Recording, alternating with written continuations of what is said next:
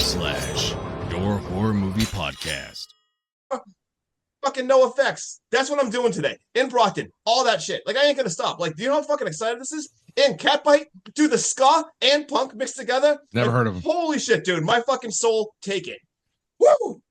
Let's fucking go, dude. You just got me hyped up for a bunch of bands I've never heard of besides No Effects, the only band that and Dropkick.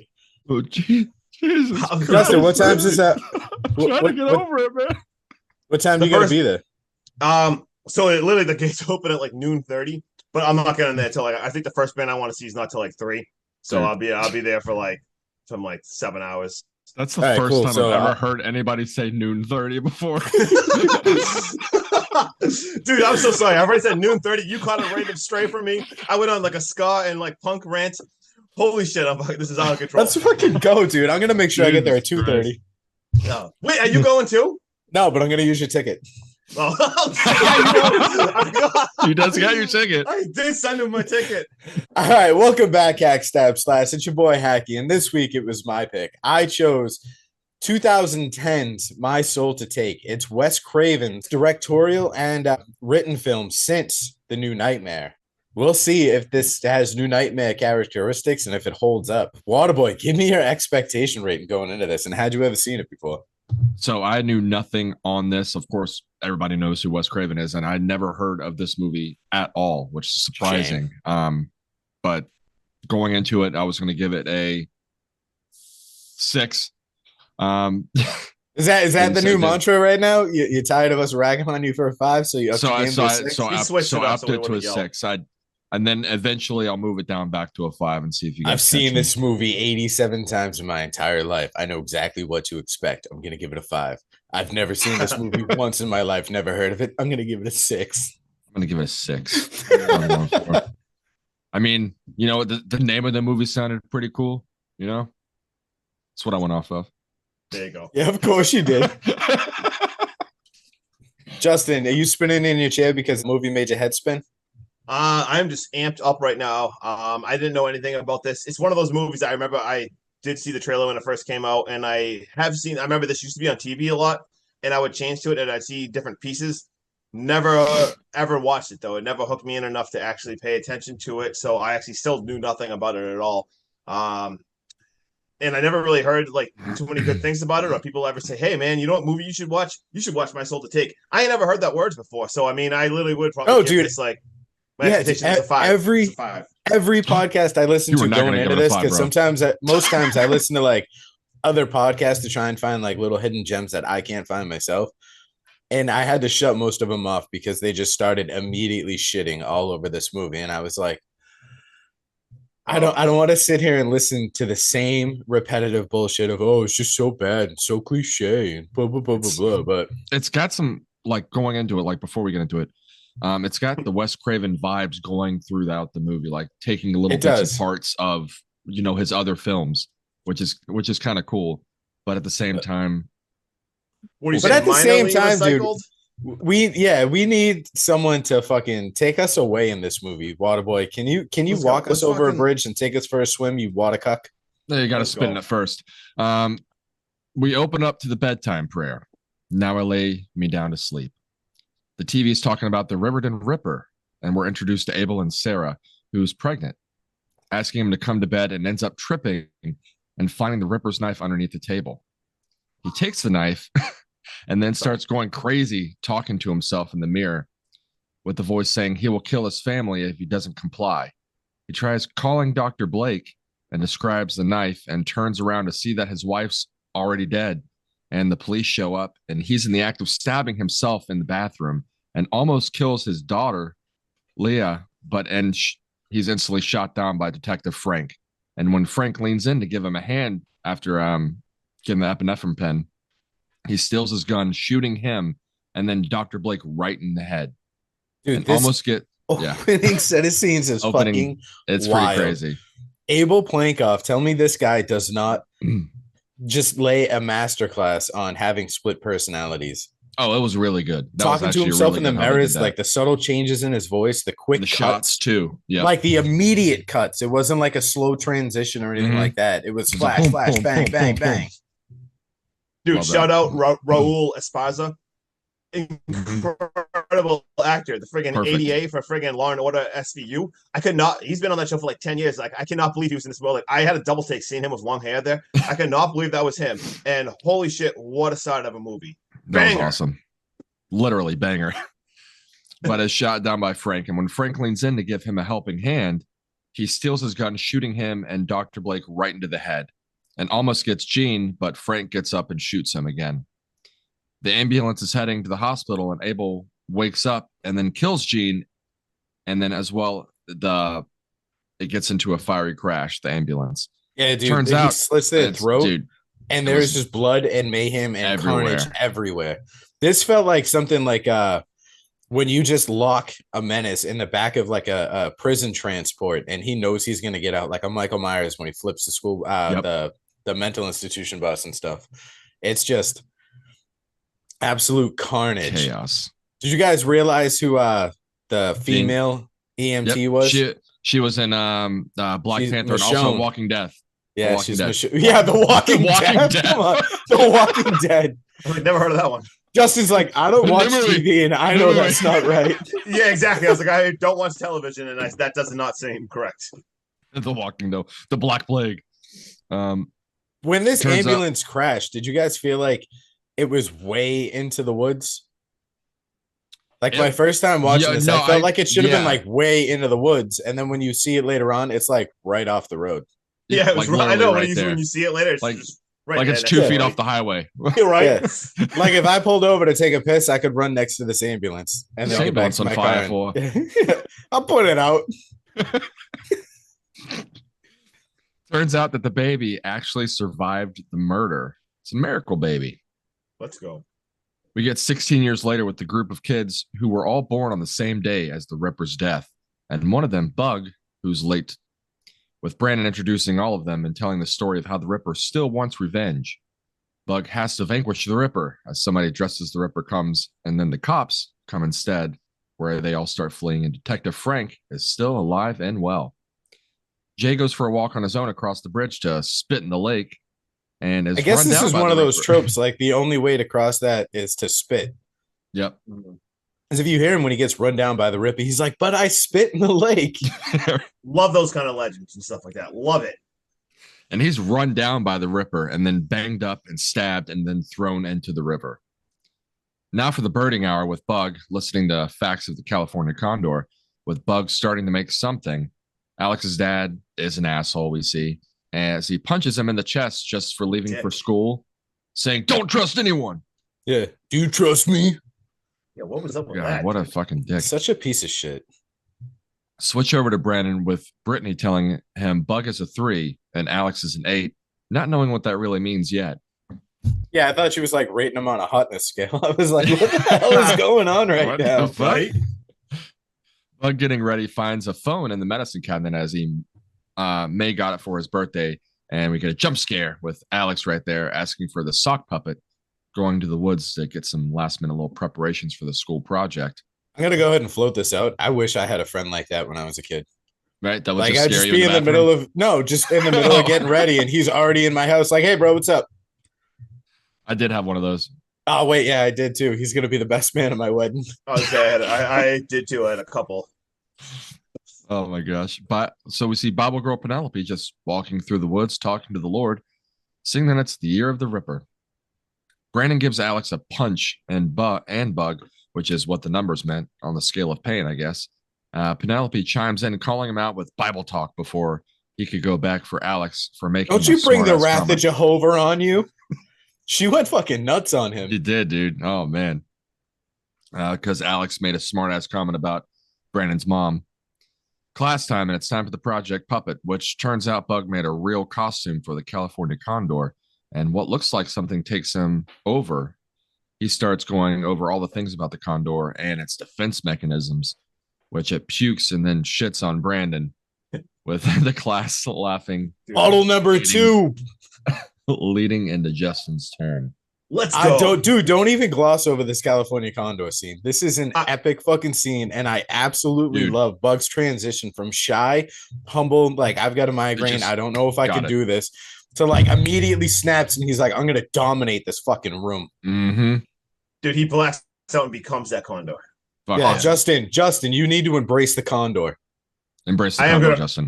All right. So they are driving to Daytona right now where they hit an armadillo. Oh, fuck my life. Hold on. I'm so sorry. You read the wrong notes. Oh my god. I am so sorry. Oh my god. Bro. Oh my god. Maniacs. I love this so much. Hold on. He was committed too. Do you know what would eat that armadillo? A fucking California condor. Oh my That's god. crazy. I am such an idiot. Give me 1 Let's second. go. I'm so sorry you're gonna edit this. No, I'm leaving this in. This is awesome. Yeah. Hold on. Here we go. My soul's to take. Oh my god. Oh my god. Where am I? That's Okay. so good. You're in your house. Here we You're go. okay. California condor. Condor. And then next thing you know, they're driving to Daytona. As soon as I said that, I'm like, wait. I was like, wait, they went on fuck? Is this school vacation? I was like a crazy hitchhiking. That's 2000 Maniacs. 2001 Maniacs. I'm a mess. I got a little too amped up. Well, this is 2018 Maniacs because 7 more souls just came. I don't know. I just did math wrong. Yeah, dialing this back in. So right after that, now we see Bug in the bathroom, and he is looking in the mirror, and he sees like an image of Jay floating in the river, like wicked creepy. That's a cool scene. Yeah, really cool scene because like the guy's trapped like this in the is mirror. very reminiscent of like Nightmare on Elm Street, Justin. Yes. Dude, 100% when you see that and you like don't know what's going on, and then all of a sudden you see Alex just appears in there, kind of this dude is just jump scaring him all the time. He's just appearing everywhere. And they have a whole entire plan to listen to the girls group in the bathroom by using Alex's phone, which is the Fang Zone is what they call it in the bathroom when all the girls go in there and talk. So they go in there, they sneak in there, they put his phone in there, and they are listening to all the hot gossip of the Fang Zone. And then when they're done, you see Bug and Alex, another wicked weird scene. They're like talking to each other and they like mirror each other's movements. They're like saying the exact same stuff. And yeah, like if you see Sean, they're like going like this. It's like they turn, they boo. It's like they're stuck in the Matrix. It's literally like a glitch. Like I literally wrote, what the fuck? Like what is happening? I thought that scene was impressive. Like how mirror image the acting was just great. It was really, really cool. And then Bug actually has to go get the phone because like, oh crap, you gotta get the phone out of the bathroom. He goes in there and Brittany ends up catching him and they both scream, calls him a little creep. And then we get a scene cut to the river and the bridge, and we see a body. They have a body, rest in peace. And we see the detective there. He's talking to the coroner girl, which is the same people, what was it, 16 years ago? 18 years ago? Yeah, she's the one that got the knife in the neck. Exactly, from 16 years ago. And she even says to him, she's like, you know what? This is the first year we didn't let them kill him. And now we have a dead kid. Like, kind of realizing, like, wait, is this, like, legend actually true? Did you see what she said to him, too? Like, the subtle hints of, 16 years ago, I was the one that was into, like, the supernatural, and you were the one that was all scientific about everything, and now the roles are reversed. The roles are reversed. He's kind of, exactly. Like, they're freaking crazy. So we see Bug now. He's telling Alex, like, dude, I saw Jay in the mirror. Like, what is going on? We see Bug outside now, and that jerk Brendan is like about to kick his ass, but Jerome ends up saving him. We see Bug is having like visions. There's like replaying stuff in his head. More like weird glitchy stuff is going on. We cut to what did Waterboy call her? Bible girl Penelope or something? Yep. Bible Penelope. Yeah, Bible Penelope is now praying with Melanie. And a closed pool area, which must have been the gym in the high school, I'm guessing. Like they were like, which is so weird. That is, I never went to a high school with a pool, but it's just so weird for it to be that vacant, that empty, the lights off, and they have full access to go in there. I thought it was weird too. I had some questions. I'm like, all right, whatever, suspend belief. Like that's happening, and we hear a bunch of sounds, and Penelope goes to check out the sound. And it gets creepy. She almost is like looking around in like a boiler room out back. Like again, dude, what's up, Freddie? Again, I was gonna say, like, this felt like once again Nightmare on Elm Street. She is looking around the boiler room, super creepy. She finds nothing. You're bracing. It's almost like that false jump scare. Nothing ends up happening. But when she goes back, we see Melanie is gone, and who appears? The Ripper, and he kills Penelope by slashing her throat. The end of Penelope. Rest in peace. At this point in the movie, Justin, how do you feel about the Ripper? I wish he wasn't talking as much. Mm-hmm. Yeah, he shouldn't talk at all. Honestly, I wish he stayed. Like we didn't hear him until the very end. Because he sounds a little bit weird. He sounds a little bit. Well, like I don't mind the voice. I'm not used to our antagonist. Like, no, not the antagonist, but I'm not used to the slasher talking as he's killing. I mean, this is a new take on it. Like, it's very Scream-esque.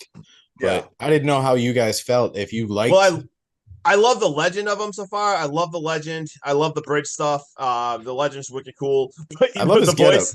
The voice is kind of weird. It's almost like the Iron Batman. Like, yeah, exactly. It's the Christian Bale, like I'm the Ripper. I am going to kill you, bitch. Anyway, it's you almost sounded like Freddy Krueger. Yeah, right. Welcome to Prime Time. Subscribe to Slash. Could you imagine if they had Robin Englund dubbing over the killer the entire movie? That was so good. I would have loved it. We got it, dude. I gotta make that. Where I just gotta like, if they have like a Freddy voice changer thing, I gotta put it over. So we get a principal scene now. Bug's in there with his mom, and another really weird glitching scene where he says something about his daughter being pregnant. Like, your daughter's pregnant. She's in my prayer group. Duh. He like says it in like Penelope's voice, like creepy. Once again, I'm like, did that happen? Is this in his head? This is like weird glitchy stuff. You don't know what's real or not. And then he like snaps out of it, and he doesn't even know he did it. That's the thing. He snaps out of it. That's why I'm like, did he do it? Did he not do it? Like, what is going on? The principal is drilling his mom about like his medical history. Yeah, there he is. Issues, just like drilling his mom. Oh my god! I was like, "What are you guys talking about?" His daughter's not the only one that's getting pregnant. Oh my god! Yeah, this print. Oh man. So anyway, after that scene, after the drilling of the mom's scene is done, we get Brittany, and she is walking home, and we see Brendan catches up with her, and she's like on like the side of the road, and he just asks her for a blowjob right away. I cringed so much at this dude's dialogue. Yeah. I did not mind Brendan this whole movie. He was playing like a very good high school jock that was like a typical asshole, but wasn't overbearing. And then this scene, I completely checked out, and I was like, I cannot wait for this fucking seriously, dude. Yeah, never mind, like wicked forceful, like a complete piece of shit. But his dialogue was so. I've got a temper. Get over here, bitch! Like, like where did this come from? Like, this was like very crazy. We also see Bug in this woods. You get a quick scene of just Bug like walking around in the woods. But then he's being very forceful to Brittany, Brendan is. And she kind of looks like she agrees to go blow him in the woods. So you see them walking. But no, smart girl, she does not agree. She runs for her life. And this dude just starts chasing her. Like, what the fuck? And I'm like, okay, this just take a turn. So she's running for her life, and she actually runs past the ambulance vigil. And we see Penelope's body is staged there. She freaks out, like, what have you done, Brendan? Like, really, you killed her? She calls the cops. And now we see Brendan realizing, holy shit, like, she just called the cops on me. So you see him run for his life. As he's running for his life, now all of a sudden he gets a phone call. And he starts venting, like, hey, I'm so sorry, like, just all this crap. And he's like, I hear you walking. And all of a sudden we hear, like, the deep voice again. I would have shit my pants if he stopped talking and it just went, what's your favorite scary movie? Right? Oh, my God, it should. And then all of a sudden, boom, he gets stabbed. We see it's the vengeance knife. The Ripper rips him apart. Rest in peace. You know what? Don't even rest in peace, Brendan. Just fuck off. Honestly. This is like a scene, though, where I didn't mind him talk. When I asked you guys if you liked him talking, I didn't mind this scene when he talks, because like he kills him, and then he goes, and where'd I put your bitch? And then he takes off running. Like, that is very Freddy Krueger-esque. Oh yeah. Crazy. And then it's working out like, oh man, poor Brittany. All of a sudden we see Brittany walking out there, and now she is being hunted. And we see she gets hunted down, she gets slashed up. So now Brittany is dead. Then we see her body, like it gets dragged away and it cuts. And then all of a sudden you flash to Bug. And what is he doing? He's on his hands and knees digging a hole. What is happening? At this point, I'm trying to think, who's the Ripper? What is, like, clearly, like, is Bug crazy? Maybe Bug is killing people. Because this is starting to set up, because Bug was there. Bug's having these visions. Like, he's saying shit that he shouldn't know. Right. So I'm like, all right, you know what? Painting him is fucking weird. Crazy. Yeah, so I'm thinking, like, maybe Bug is the killer. And then Bug gets home, and it just starts to get weird. We see his mom bring out a birthday cake. He's all dirty and everything, and he's like, oh, I buried a friend. You see her kind of, like, panicking and freaked out. He's like, what, you think I killed someone? Like, I didn't kill anyone. And he says that his condor, he buried his bird. And then we see a sister, Fang, but her actual real name is Leah. And she basically says, like, he did kill people. Is it true? She gives him, like, this giant horse. Like, she brings out a gift, and she's like, this is for Bug. And May's like, oh, well, this doesn't typically happen. And she's like, well, when I give a gift, I like to mean it. And then he opens it, and we see it's the rocking horse. And right before that, so first he says he lost his phone, and the mom calls the phone, and we see that it's next to the friggin' body. We see the woods. It's next to the body, and the detectives recovering the body in the woods ends up answering the phone call. So yeah, I'm like, all right, like maybe he did kill these people. Super crazy. Then, like as Sean just said, like he gets a gift, and it's the rocking horse that we see in the opening scene from Abel Klinkoff, the killer himself, and the mom starts freaking out. She like smacks Leia, and Leia starts freaking out and like hits her back. Fuck you, May. She starts punching Bug too, and we see a insane flashback scene of the beginning of the movie that we see that Leia is actually the girl that did not get killed by Abel, and we see that Bug actually was born. He survives. He's the he baby. Was the kid. Yeah, he was the baby, and it ended up being surviving. And Leia just continues to kick Bug's ass, and she's like, "Do you even know who you? Do you know who your dad is?" Dude, she is killing him. She's like, "Do you know who your dad is? Like, do you know who Abel was?" And he's like, "Yeah, the Ripper." She's like, "Besides that, look in the mirror, Bug. Look in the mirror." Take us away, Sean. Dude, holy shit! This is giving it away that the Rivington Ripper is actually Bug and Fang's real dad.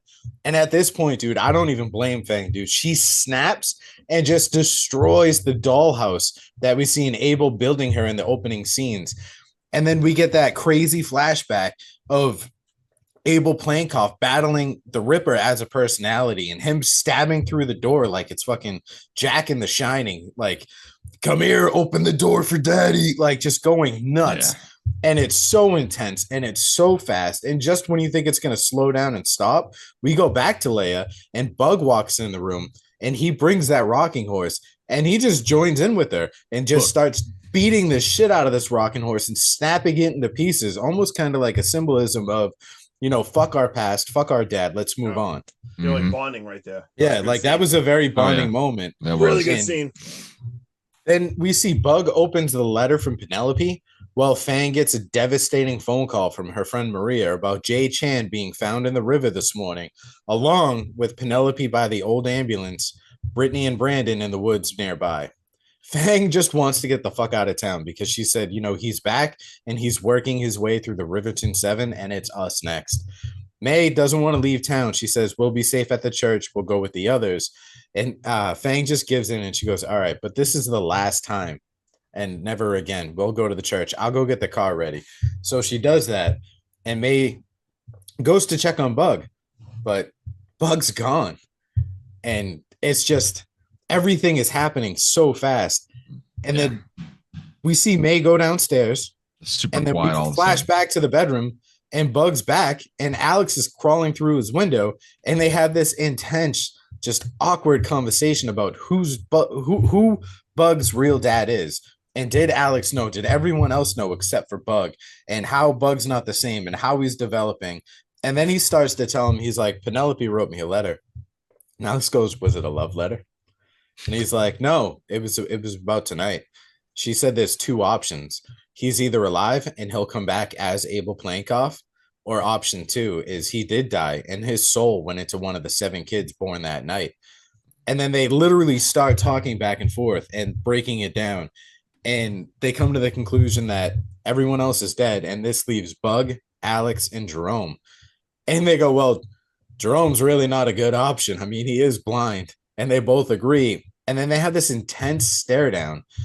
And Bug pulls out this giant fucking kitchen knife like he's going to kill Alex. And you can feel the tension and the uneasiness in Alex's voice as he's questioning him on it. And Bug stabs it down. And they do this like, ask me if I could kill someone. Ask me. And dude, like, I was losing my shit.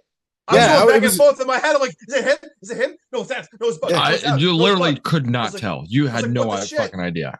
Because Bug puts off that murderer vibe like right there. Like he gives off like if you've ever seen the movie Split, like he gives off those vibes. Like I'm gonna snap at any second. Yeah. And Alex is asking what I think is all the right questions. And then Bug just out of nowhere decides not to kill him. And he hands him the knife. And he goes, okay, now you ask me. What? And he's like, do you think I could kill someone? And he's like, no. And he's like, well, I have. And at that point, like, you feel like this weight on your chest. You're like, oh, he's the killer. And then he's like, it's not who you think, though. He's like, my stepdad was beating the shit out of me. And the one time I decided to fight back, he fell down the stairs and broke his neck.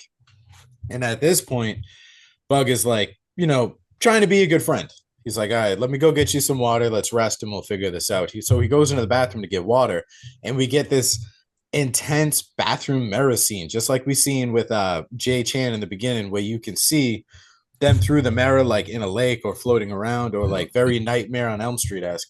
And you know what also that reminded me of? The little, like, where the blackness in the mirror and then an image appearing in the movie House.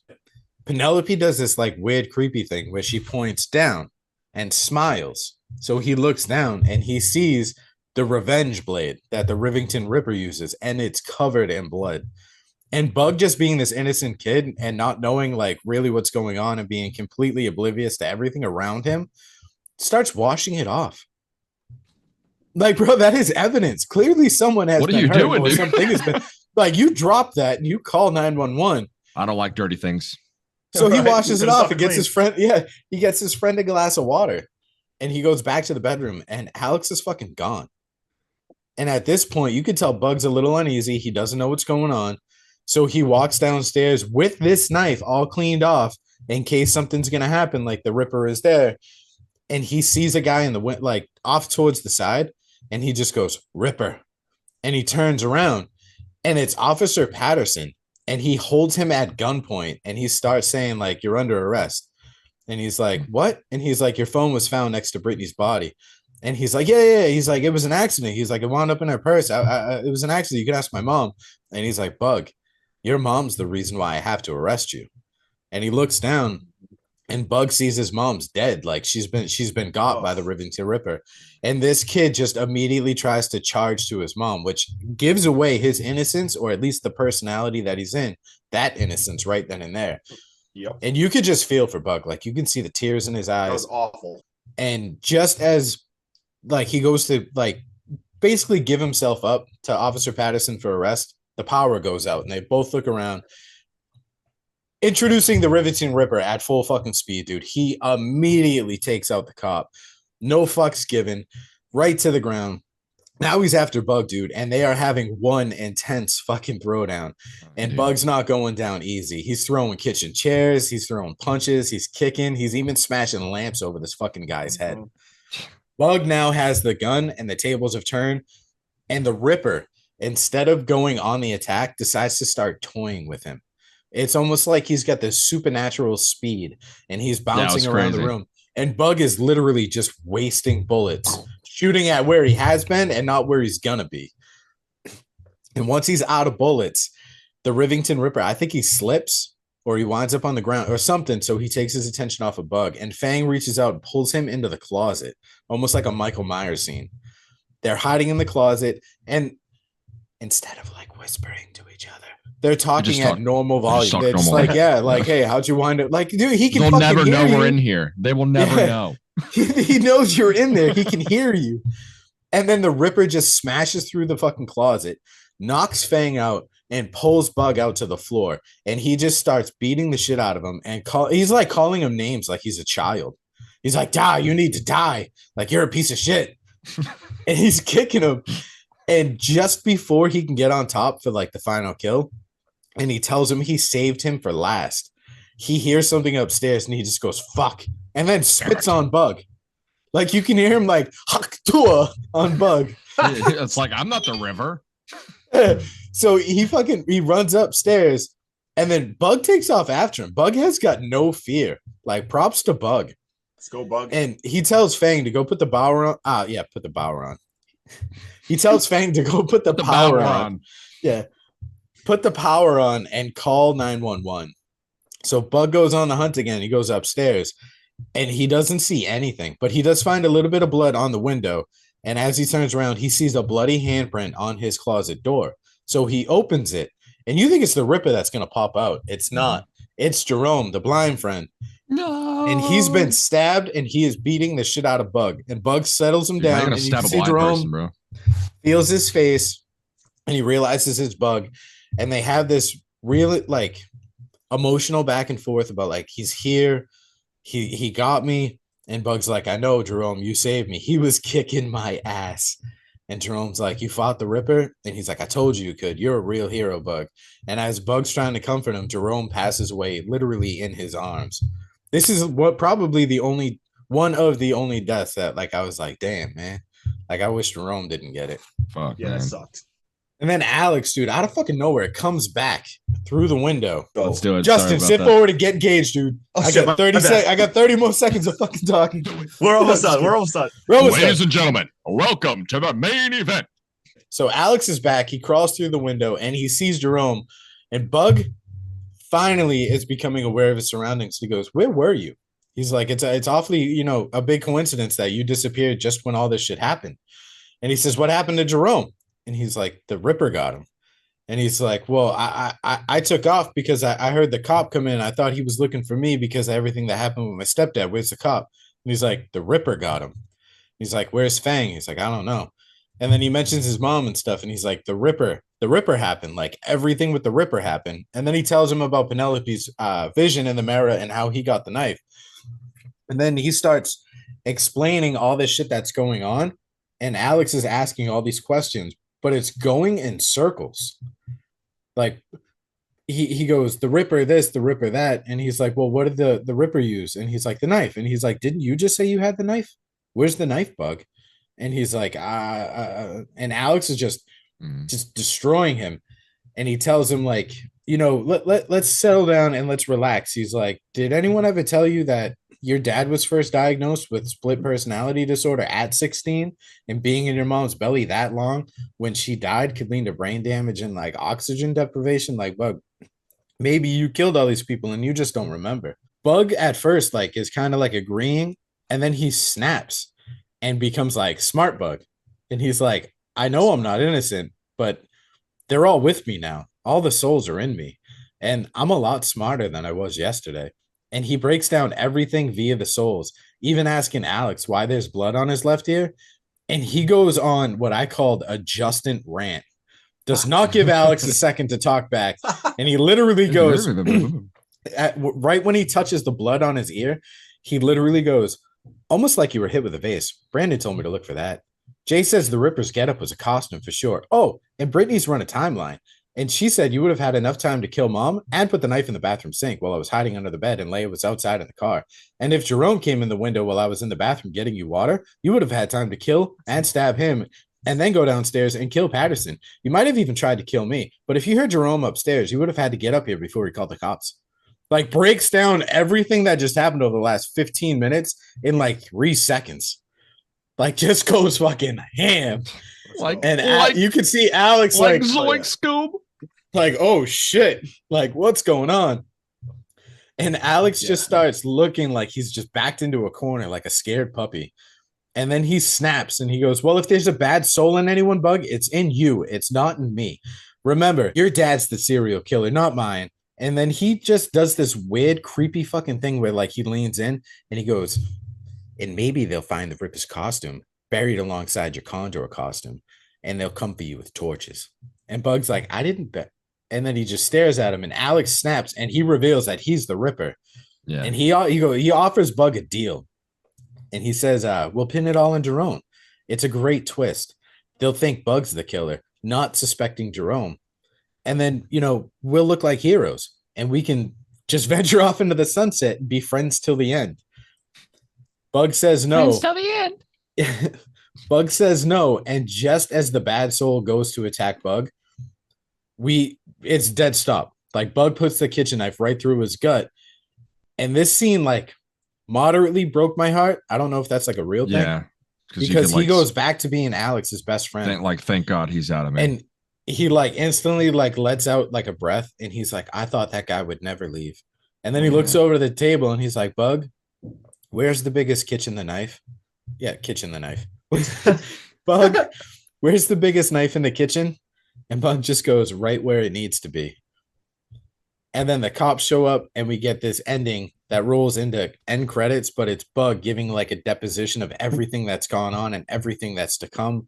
And then we get some great music into end credits. I'll go with my final rating and what I thought. So, given the movie and it being Wes Craven, it did have some good parts to it. Of course, that reminisce with the other films that he's done. Um, some of the things in the movie I wish were a little bit different, as you were talking, like if he didn't talk, as he was like killing people. Some of the stuff, it just didn't resonate with me too much. It seems like it's all been done before, but being Wes Craven, I was going to give it a higher rating, but as like watching it and seeing how everything played out, I'm going to give it like a 6.8 out of 10. I think I'm being pretty generous. I mean, I didn't think it was the greatest movie. The acting was kind of good. There was really good parts throughout the movie, but I just didn't think overall it was a very engaging movie, I'd say. Okay. Dusty, you want to go? Yeah. All right. So I thought this movie was entertaining as fuck throughout the whole entire movie. I thought it was fun. I think it was kind of underrated and a little overhated, but at the same time, I thought the concept was so badass, but the execution wasn't as great. For Wes Craven, they definitely, like, I could see how some people don't love it. Like, I do feel like a lot of the stuff was kind of like how Waterboy said, it did feel like minorly recycled. Like, a lot of the stuff seemed like recycled stuff. The opening scene, absolutely incredible, super creepy.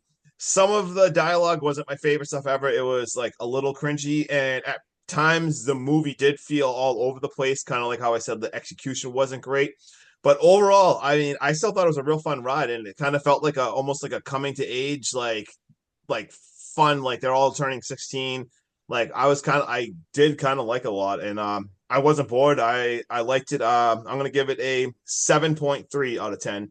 And which I say compared to like a lot of these people giving it 4s and everything, that's why I still obviously it's not the great. It's still I think overhated and underrated. Yeah, I mean it's not a bad movie. I mean, I feel like if this movie came out in the late 90s, early 2000s, this movie would have fucking smashed. Oh, 100%. That's what I mean. Like I had fun with it. I thought it was a fun coming to age. Yeah. I think it's overhated.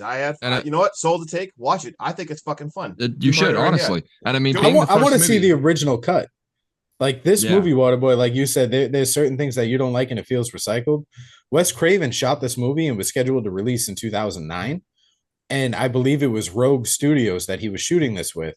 And they got sold and bought. And then whoever bought it did a screening at like fucking 12 o'clock in Santa Clara or whatever. And these people were like, oh, I don't like it. So they made him do a ton of fucking reshoots. And this is what we got. Like that's what happens. Yeah. So when you do reshoots on like a small budget, it feels like that. I get it because we've covered a lot of movies where we're like, why didn't we like these parts? And then we go back and we see that they had to do reshoots.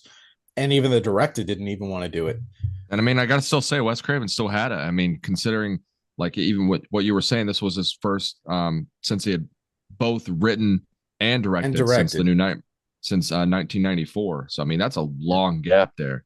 And just to come in here and do this, I mean, props to him. 7.3. Fucking watch it, people. So my closing thoughts.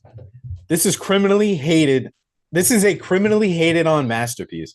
Wes is in the Mount Rushmore of horror for a fucking reason. I will defend this movie with everything I have. The Tale of the Ripper is fun, and it is actually believable. The score and the soundtrack throughout this movie are on point. I'd love to see the original version of this movie before Studio Interference had a reshoot and turned it into a fucking 3D movie. I ran with the California Condor theme in my fantasy football recaps. I loved it so much for an entire year. Max is an amazing bug. The evolution of his character as he's going through the souls is very well portrayed. Something as simple as taking in Jay Chan's soul and immediately transforming a sock puppet into this impressive badass fucking costume. The twitches in his voice repeating exact quotes after a character dies. That bug wasn't even near or anywhere around to be able to hear these. Like your daughter's pregnant. She's in my prayer group. Duh. And the way he delivers it, amazing. I gave this ultimate comfort movie, in my personal opinion, an 8.3 out of 10. I fell in love with this movie when it came out and have continued to be infatuated with this movie, 13, 14 years later?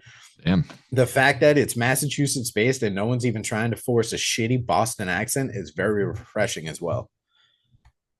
So I guess you guys heard it here first. Like, Hackstab yeah. Slash approves of my soul to take, seeing The Worst of Us. Waterboy gave it, what, a 6.8? And if you compare that to the other critic stuff, that's still like 2 full points fucking higher than they give it. I just get so mad at people shitting on this movie. They're like, oh, it's just recycled garbage. Name me another movie that has split personalities that came up before this where it's a serial killer based thing. The only other one I can think of is Glass. No, Glass came out after this. That's true. Yeah. What's that movie with John Cusack where he's in the motel? And he's got to kill off his personalities or something. That's the only other movie I can 1408? No. That's a hotel room. Yeah, true. I just think maybe they meant to recycle some of like the teenage like slasher. That's a Wes Craven stamp. Like when you go to a Wes Craven movie, you want to see Wes Craven things, right?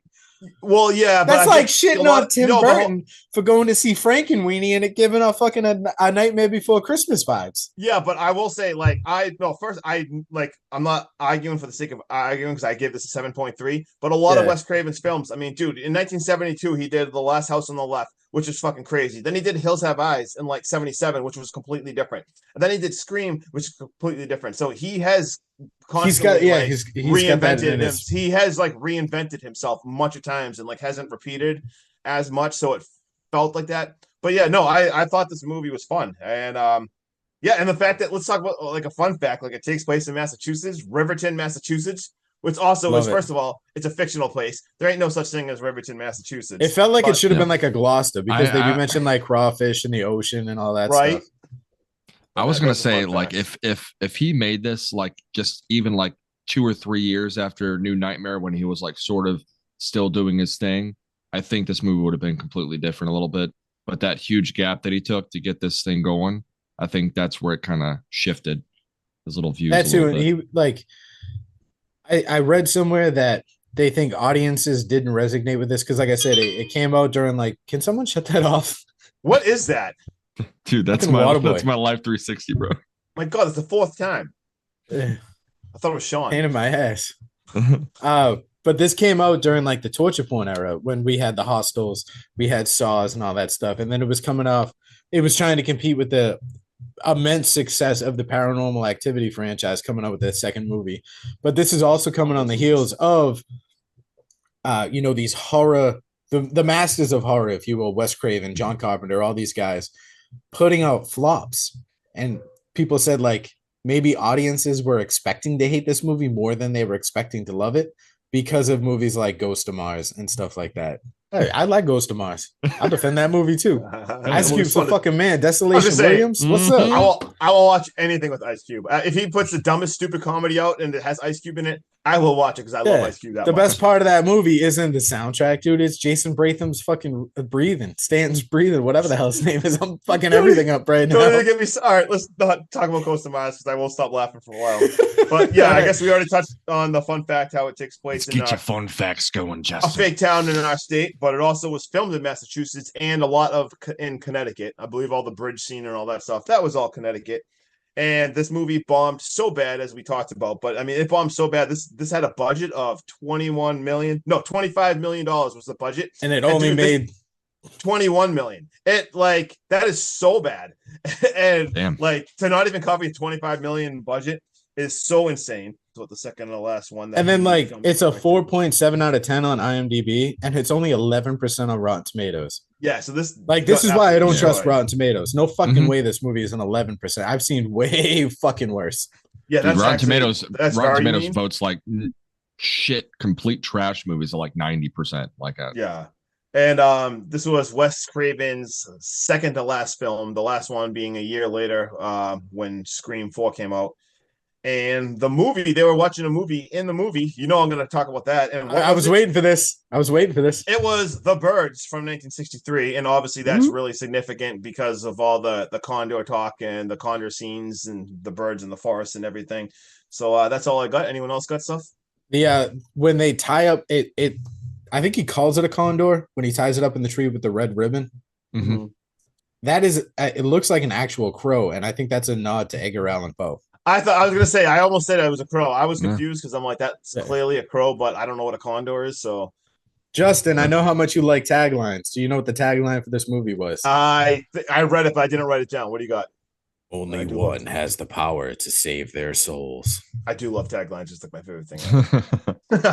The closing quote got remastered at the very end. I have another fun fact of what this movie was supposed to be called, but the closing quote was, "I am the condor, the keeper of souls. I eat death for breakfast. I live in a house of blood, and I accept that. That's all a man can do. I was ready to be arrested that night. I wasn't ready for what happened instead.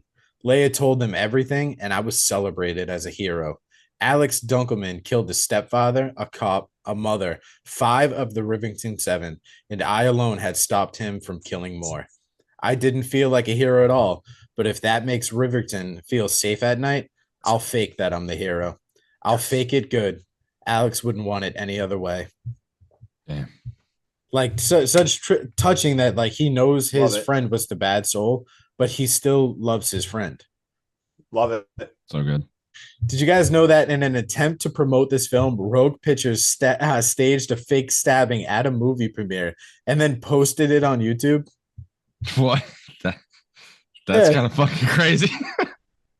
But the original title of this, the working title of this movie was called 25-8, which I was not a fan of. No, that's the dumbest thing I've ever heard in my life. You know why we called it 25-8? Is that how many letters and flats we're supposed to case? Because if the double, they was supposed to be in that closing like monologue. Yeah, Bug says something along the lines of, if they're gonna hunt me 24/7, then I'm gonna survive 25-8. I was gonna say I was almost gonna say it clearly has some kind of play on 24/7, which they clearly thank God they didn't. Thank God they didn't name that movie that. Hey Justin, I know how much you love like crazy ass music and stuff. Yep. Yeah. There's like a trailer and like they use this like really cool song called like "You're Going Down." Yeah, that's by the Sick Puppies. I know that song. Yeah. Yeah. I wanted to add that for you because I know how much that song a lot. Puppies. I know. I usually write tons of music notes. Yeah, that's a good song. I remember that. I'm glad, like we said, Wes Craven went back to his roots, and it feels like a lot of recycled stuff. The title "My Soul to Take" was taken from the children's prayer. "Now I lay me down to sleep. I pray the Lord my soul to keep." Blah blah blah blah blah. This was also used in Wes Craven's earlier film, A Nightmare on Elm Street. Yep. Let's go. Did you guys know that the Riverton 7 were killed off in accordance to their portrayal at the beginning of the film, which is portrayed by Abel Plankoff? The first soul heard, which takes the body of the Riverton 7, is Jay Chan. The second voice is the God-fearing Penelope Bright. The third is the varsity wrestler Brandon O'Neill. The fourth is popular Brittany Cunningham. The fifth is blind Jerome. The sixth is best friend Alex, and the last being a Plankoff and Bug. There is a tie between Max's character in this and then someone who plays the brother of someone with a split personality. He plays the brother of Norman Bates in the TV series Bates Motel, which I highly recommend. In the opening scene, this actually pissed me off more than anything, and it is one of Wes Craven's like little hidden gems because he does this in Scream where he gives away the killer in the first set of scenes, but you really have to pay attention. Oh yeah. When Jay is walking across the bridge, he screams Alex's name. Did either of you guys hear that? No. I just figured he was trying to like calling for help. Yeah, when he turns around and he sees him charging, he calls him Alex and tells him no. Oh, I didn't hear that. Shit. And also when Alex gets inside of the house after it's raining, climbing into the window, talking about the Ripper at the same time, I sort of got a little feeling with that. I did too, but at the same time, like they were all running from the cops, and Bug was also wet, and he had dirt and shit all over his boots. True, yeah. So it was a good way to like deter you if you didn't catch Alex's name thrown at the beginning. But all right, that's all I got. You fellas ready to wrap this up? Let's wrap it. Do it. All right, I'm Hacky. That's Stabby. This guy down here. Just Justin. Let's go. Get your pump on. Let's go. Later. Peace. Yeah, get your pump on.